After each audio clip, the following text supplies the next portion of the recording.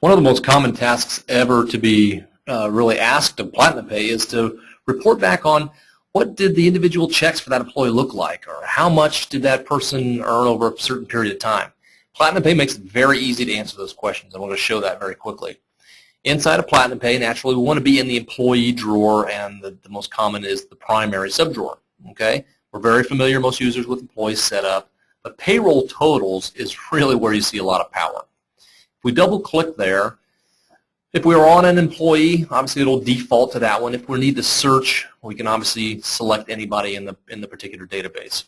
So once we double-click and hit enter on our keyboard, the first thing that pops up is a picture of the most recent check. Okay, so let's just kind of take a second to assess what we're being presented here.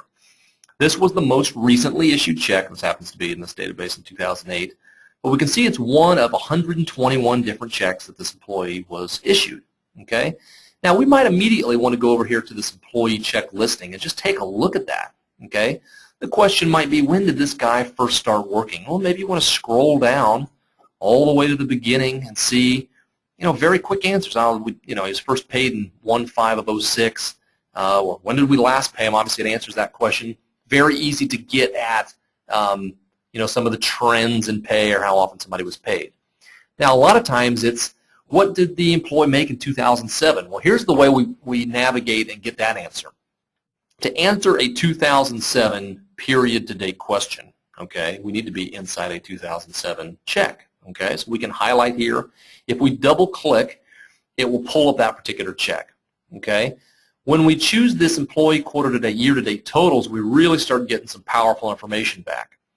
Based on the check that we're in, okay, it's going to indicate the quarter and the year that's being applied. All right, so the answer to your quarter-to-date hours in pay, okay, and the year-to-date hours in pay is determined by where we're sitting. Okay, so let's don't be inside a 2009 check and expect to be getting 2007 year-to-date answers.